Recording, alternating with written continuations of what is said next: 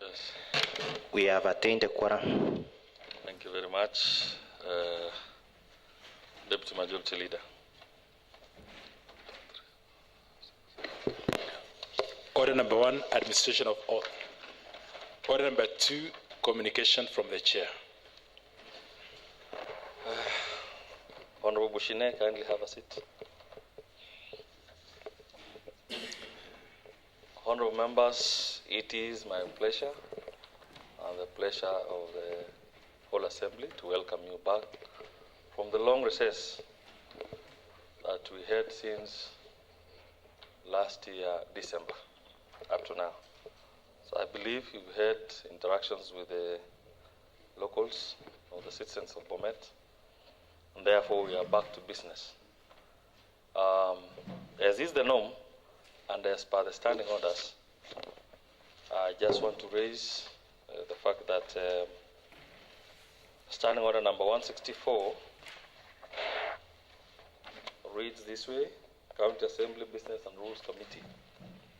And it says 164.1, there shall be a select committee to be designated as the County Assembly Business and Rules Committee, consisting of the Speaker, who shall be the chairperson, the Deputy Speaker, the Leader of Majority, the Leader of Minority, and not more than 7 members who shall be nominated by the County Assembly parties and approved by the County Assembly at the commencement of every session. So, just for your information, this is the start of a new session. And therefore, it should be reflecting the relative majorities of the seats held by each of the County Assembly parties in the County Assembly, and taking into consideration the interests of the youth, persons with disabilities, and independents. So the parties, I see the majority leader is not in, but Deputy Majority Leader is here. So take it up. We need the team and the minority. Both of you are deputies, Honorable Emily and Honorable Samuel. You have a very short time because there is no business that will be brought to this house before the committee. So you have a discussion, of course, consulting with the majority leader and the minority leader. Have a seat. To ensure we have that committee by tomorrow afternoon. You can either choose to proceed the way we were, you can still have the same members, or you can propose new members. So it's a new committee. That's what I wanted to bring to your attention. Again, I know we have a lot of business that is pending, and I wanted to let you know that there is a bill that is pending and we must finish in good time. BOMET County Revenue Administration Bill 2024. That is Committee of the Whole Assembly. That is what we left it there. We need to proceed from that point so we can bring this bill into operation. Petitions, we have petition number 2 of 2023 concerning historical land injustices that was presented by one Mr. Henry Soibel. So members of Petitions Committee, you have work on your hands. Then we have statements.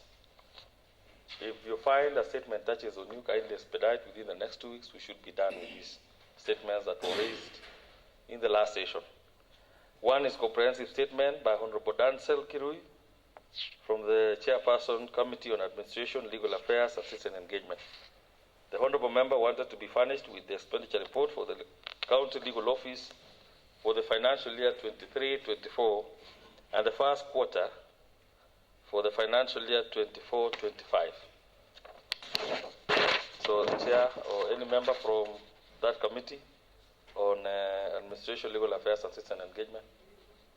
Do we have a member of that committee? Any member? Please, Honorable Robert, take that into consideration. The next one is comprehensive statement that was raised by Honorable Vincent Mutai from the Chairperson Committee on Roads, Public Works and Transport concerning contracts awarded to the following companies by the county government of BOMET within the last 5 years: Kilched Enterprises, Rosina Building Contractors, Besro Company Limited, ACPA Road Consult Limited, ACPA, proceed, honorable member. ACPA Road Consult Limited, Pace Solutions Limited, Sandavi Solution. In his response, the chairperson was expected to state the specific contracts undertaken by each of the said company within the last 5 years. 2, status of each contract awarded to each of the companies over the said period. Whether procurement laws were followed in the award of contracts to each of the listed companies, and if yes, a failed supporting documentation. And amounts of money paid to each of the companies over the same period. I think that one, Honorable Mutai, the Chair, wrote, I'll expedite within the next 2 weeks. The third one is comprehensive statement that was raised by Honorable Josiah Samoe from the Chairperson Committee on Energy, Environment, Water and Natural Resources concerning the construction of Sagenya Water Project in Yangares Ward. In the statement, the chairperson was expected to indicate, 1, why the project has not been completed despite having been allocated funds in the previous financial years. 2, the plans that the departments have in order to ensure that the project is complete. Whether the contractor has been paid the full contract amount. Chair Water. Speaker. Yes, what is that? I think in that statement, Mr. Speaker, I had requested that the CEC to appear before the Committee of the Olafs. All right, so Chair Water, take note of that and make arrangements so we can have the CEC with us here.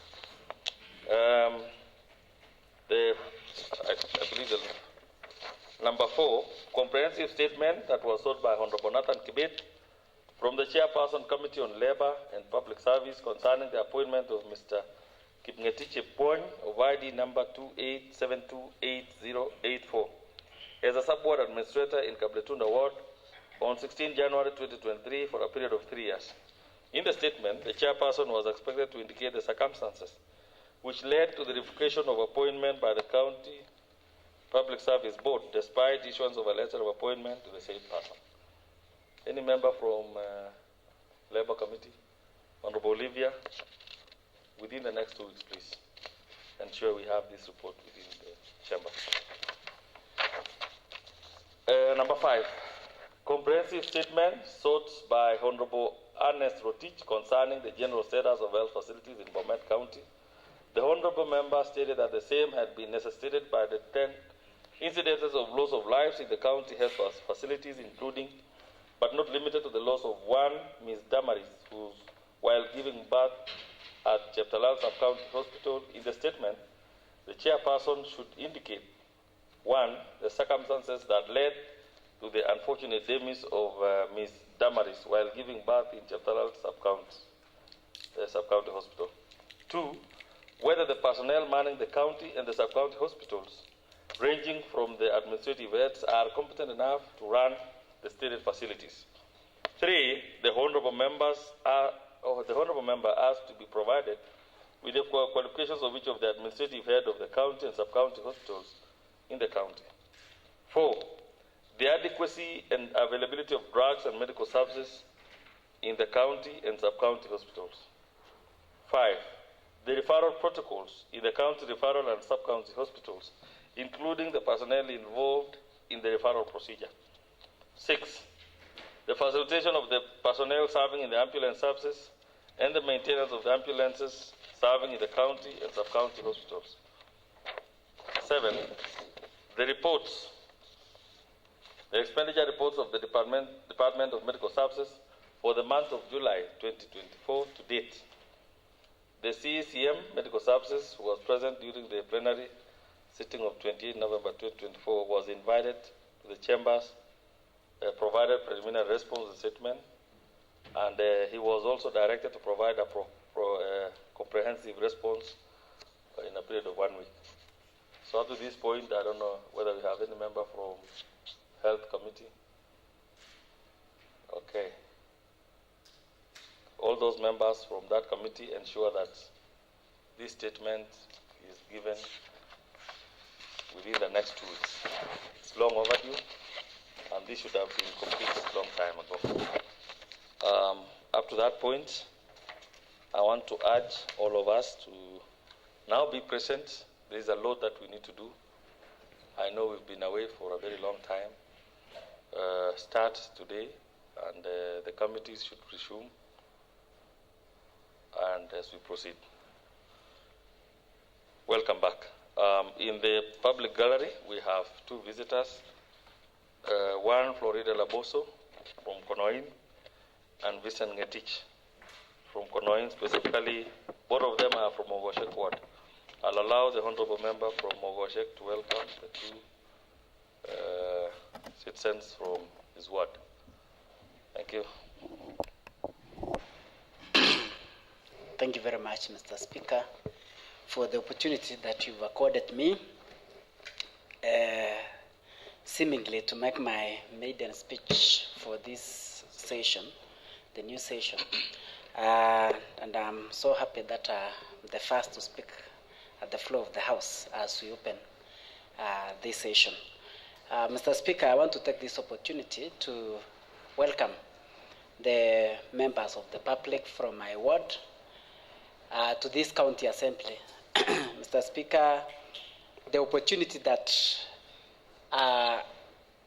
the people that we represent visiting us in the county assembly gives them an opportunity to understand what we really do here. Mr. Speaker, and because they are here, I would want to really welcome them, and so that they can follow the proceeding, they learn what we do here. And I know, Mr. Speaker, probably through your guidance, this could be some of the very last sittings that we are doing here before we move to the new chambers. And I'm happy that they came to see where we are today before we move to the new chambers. Mr. Speaker, it is also very important that I notify the people who elected me through the few representatives who came today to this county assembly, that here they sent me here to represent them in so many issues or various issues touching on their social, economic issues. Mr. Speaker, it's also worth noting that I informed them again that while I'm here, I do oversight. And I think that's the first or the number 1 responsibility that I do as the county or as the member of county assembly. So I would wish to tell them that we oversight from here. It is the executive that implement the budget that we do here, and it is implemented by the executive. It is good, Mr. Speaker, when the people who elected us comes here, so that they get to know that it is not member of county assembly who construct roads.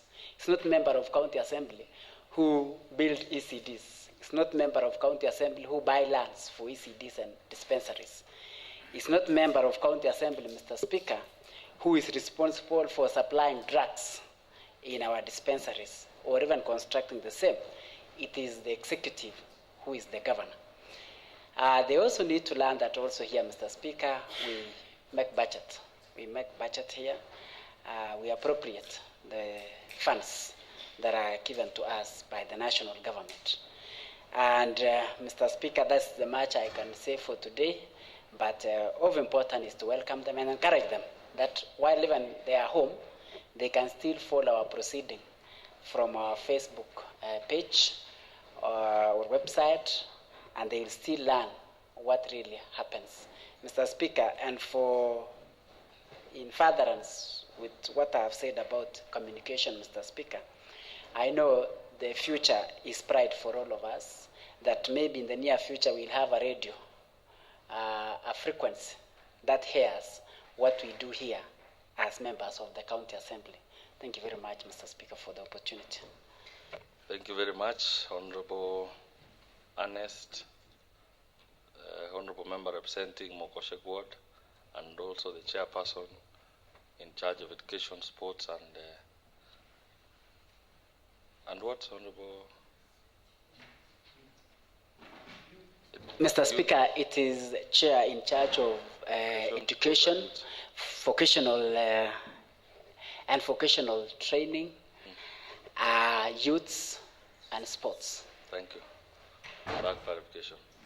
Clerk. Order number 3, messages. Order number 4, petitions. Honorable members, I have received in my office a petition for impeachment of Honorable His Excellency Hilary Kipngeno Barchok, Governor of BOMET County. The subject matter reads as follows. Petition for impeachment of His Excellency the Governor Hilary Kipngeno Barchok for gross violation of the Constitution, theft of public funds, and abuse of office. I received this petition on 10th February 2025. And it states, whereas the Constitution of Kenya 2010 and Article 1, Part 1 and 2 vests sovereign power in the people of Kenya, who may exercise directly or through their democratically elected representatives. Whereas under Article 1, Part 3, sovereign power delegated to state organs, including the county executive, may be withdrawn by the people through constitutional mechanisms such as impeachment, petitions, or other lawful means. Whereas Article 75(1) imposes a constitutional duty on state officers, including governors, to demonstrate integrity, accountability, and transparency in the management of public resources. Whereas Article 119, Part 1 of the Constitution guarantees every citizen the right to petition public authorities to address grievances related to abuse of power or violations of the law. Whereas Chapter 6 of the Constitution and the Leadership and Integrity Act number 19 of 2012 expressly prohibits unethical conduct, conflict of interest, and theft of public funds by persons holding public office. Whereas the Ethics and Anti-Corruption Commission, EACC, in its public statement dated 6th February 2025, has confirmed critical evidence of Governor Hilary Kipngeno Barchok's involvement in fraudulent payments of Kenya shillings 1,451,882,576 shillings for fictitious services, amounting to gross abuse of office and violation of the law.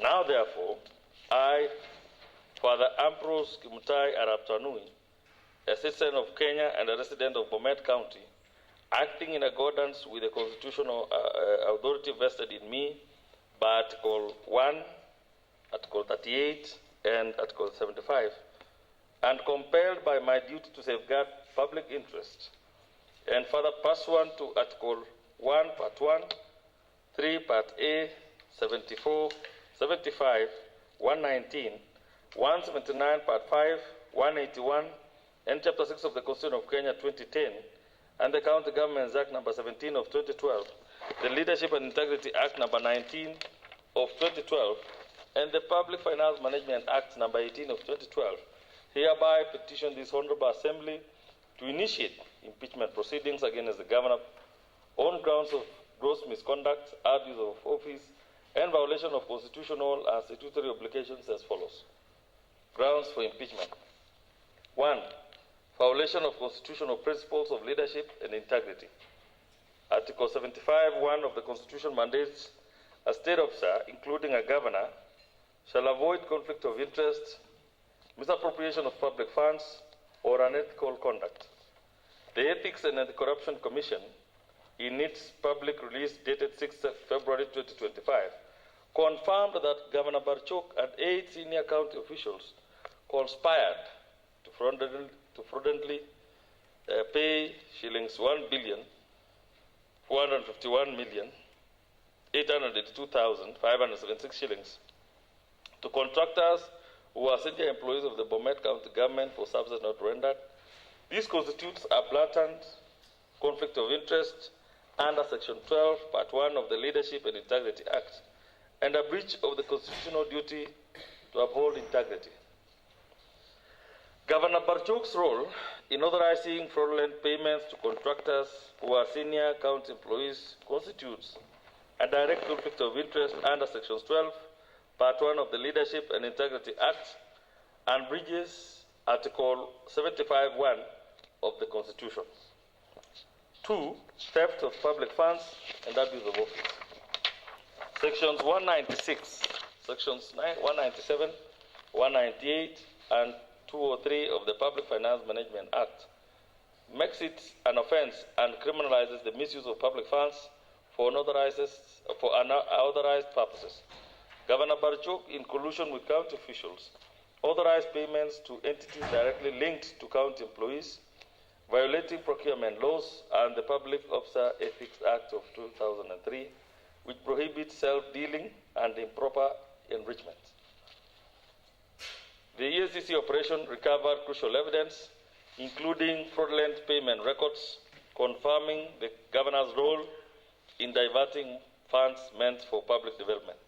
This constitutes gross misconduct under Article 181, Part 1 of the Constitution of Kenya, 2010, and Section 33 of the County Governments Act, warranting removal from office. The diversion of Kenya shillings 1.45 billion for non-existent services violates the Public Finance Management Act and the County Governments Act, which criminalizes misappropriation and self-dealing. 3. Breach of oath of office. Governor Barchuk's action contravenes his oath under Article 174 of the Constitution to faithfully serve the people of BOMET County and to protect and uphold the law. His conduct has eroded public trust and directly harmed the welfare of BOMET residents who continue to suffer from underdevelopment due to stolen resources. This contravention of oath of office by Governor has eroded the people's trust in his leadership and warrants his immediate removal under Section 33 of the County Governments Act in order to safeguard the hard-earned resources of the county. Supporting evidence. The ESCC investigative report that is 6 February 2025 confirms the fraudulent payments and seizure of evidentiary materials. Court-sanctioned seizure of evidentiary materials from premises linked to the governor. The Governor Barchuk's detention and processing by the ESCC at the Nakuru offices substantiate the gravity of the allegations. The prayers. In light of the above, and in exercise of the sovereign power of the people of BOMET County, I respectfully pray that this Assembly, 1. Initiates impeachment proceedings against Governor Barchuk under Article 181 of the Constitution and Section 33 of the County Governments Act. 2. Summon the ESCC to present evidence before the Assembly. 3. Suspend the Governor pending the outcome of the impeachment process as per Section 33 of the County Governments Act. And in conclusion, the people of BOMET County deserve accountable leadership.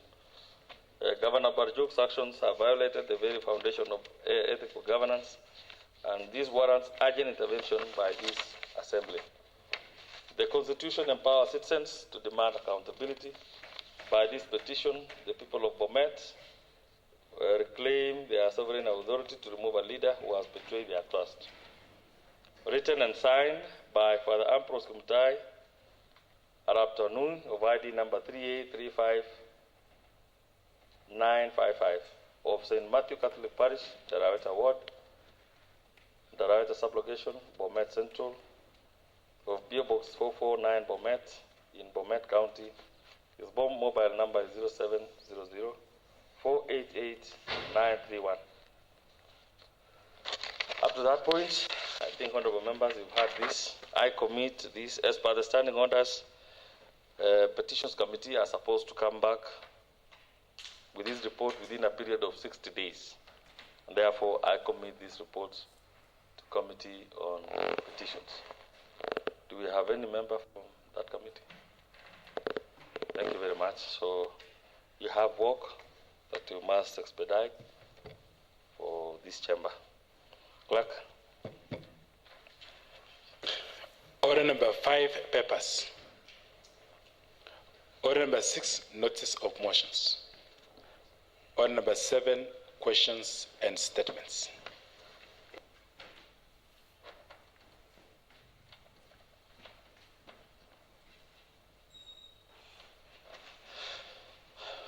Honorable members, thank you. I think we've come to the end of this sitting, and therefore we proceed. So, honorable members, this sitting is adjourned up to tomorrow morning, 9:30 a.m.